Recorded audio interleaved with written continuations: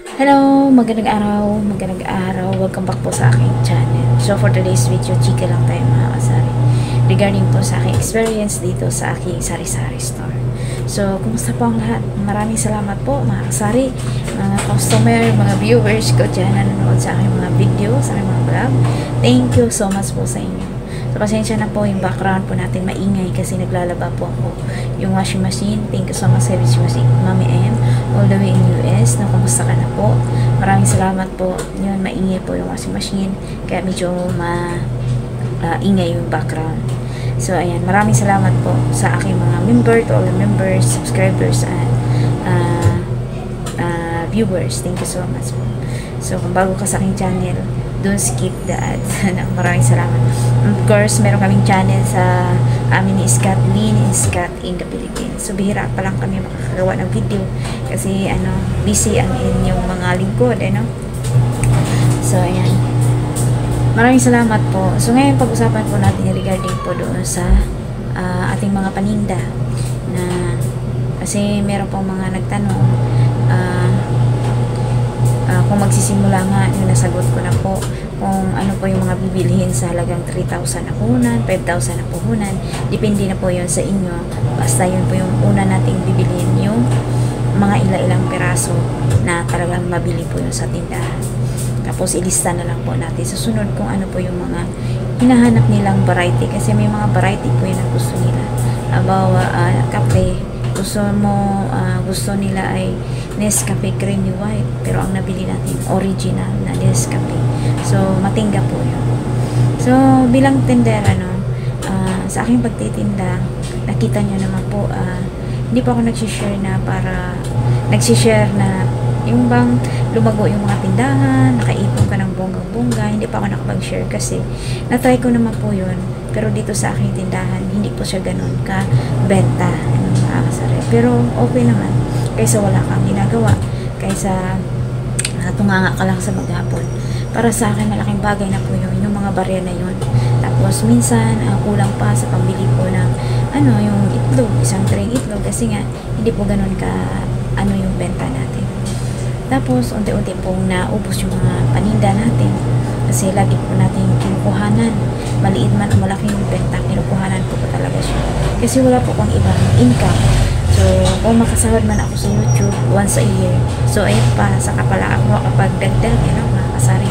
Pero bagamat ganun po ang mga nangyayari, tuloy pa rin. Minsan nanghihina din po ako. So, paano ko siya palaguin, paano ko siya padamihin, kasi ako lang po yung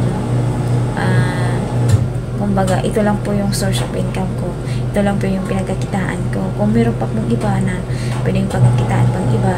So, nag-try po tayo pero hindi po nag-work. Kagaya po nagawa po ang pandesal. Sa negosyo, yung katulad sa pandesala na tinitry ko, sayang po yung nanghinayang po talaga ako doon sa naiging puhunan ko. Kaso hindi po nag-work. Kasi kailangan magnegosyo ka, kailangan hands-on ka at marunong ka doon sa ginagawa mong negosyo. Hindi tayo mag-rely sa ibang tao, kagaya sa pandesal, kasi di ko po alam yung pandesal, paano gagawin yung pandesal, kundi nagre-rely po ako sa aking gumagawa ng pandesal. So sa tuwing nagka-problema po, na wala ng magandang mood, pag hindi ko siya gumawa, or mga problema, kasi hindi naman pwedeng walang ganong problema, di ba? Nawawala yung pandesal. Kung nawalan siya ng gana, nawawala ka rin gana. Tapos, alam mo yun, naapektuhan niya ang inyong negosyo. So, ngayon, pag naapektuhan yun, unti-unti po siyang nawawala. So, sa katagalan, isusuko mo na lang talaga. So, kagaya po. So, yun po yung mga na-experience ko. So, kagaya din niya, mag-reseller ka. Hindi po lahat ng panahon na bibili po yung mga customer. Tapos, yung mga kinukuhanan ko ng supplier, yung reseller ka lang na ginagamitan mo lang ng laway. Tapos, yung kinukuhanan mo ng supplier, bigla po silang nagsara. So, wala ka kasing puhunan. Hindi ka makarating sa ibang mga supplier kasi wala kang ibang mahanap. Alam mo yung mga ganon. So, natigil po ang iyong negosyo. So, gagawa ka na naman. Kaya mahalaga po talaga na pag nag-negosyo tayo, hands-on tayo, pinag-aralan natin, at willing po tayo doon na gagawin. Kahit hindi tayo marunong, kailangan matuto tayo. So, yun po yung nakuha kong lesson doon sa pagpapandesal ko, kasi ako yung namuhunan, pero hindi po ako ang gumagawa. So, dapat pala nung time na yun, habang gumagawa yung nagagawa, dapat nag-aral ako kung paano. Kaso parang pakiramdam ko nung time na yun, hindi ko hilig yun eh. Parang ganon. So, kailangan, kahit hindi mo siya hiling, kahit hindi mo siya gusto, once yan po ang pinasok mo, pag-aaralan po natin pagdating sa negosyo. Kasi pag nawala po yung ating mga tauhan, wow, mga tauhan, kung mawala po yung gumagawa ng tinapay, kung ibang tinapay ang ginagawa mo, mayroon kang backup, ikaw mismo. Habang nagagawa ka, habang naghahanap ka pa ng kapalit, ikaw muna mismo ang gagawa para yung tindahan mo, yung paninda mo tuloy-tuloy at ang mga customer mo hindi nawawala sa ibang destinasyon, sa ibang direction, kasi mapupunta na sila sa iba. So mababalitaan nila, wala kayong bikit, wala kayong tinda. Ganon din po sa tindahan, sa Boy Sari Sari Store. Pag nalagas po yung ating mga paninda, wala ating mga ganong stock, at gusto nila ng mga customer, kumpleto ka, kasi gusto nila isahan lang ang punta nila. Pag nawala po yun, nawawala din po ang mga customer, unti-unti nalalagas. So ganon po sa mga buhay negosyo. So kung ano man yung ating papasukin, mga kasari. So marami na po akong tinatry na kahit pa konti-konti na negosyo. Siguro, yun nga sabi nila, may mga panahon na perfect time na para sa'yo. Ang mahalaga ay magpapatuloy ka. So, para naranasan mo yung mga hindi mo nakuha, parang subukan mo pa rin siya hanggang sa makuha mo.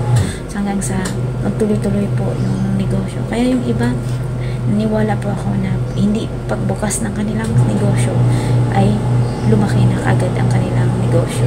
Nagkakaroon na ng blessing, nag-extend na, nabubuhay na sila sa kanilang kita. Kita ha, hindi po yung benta.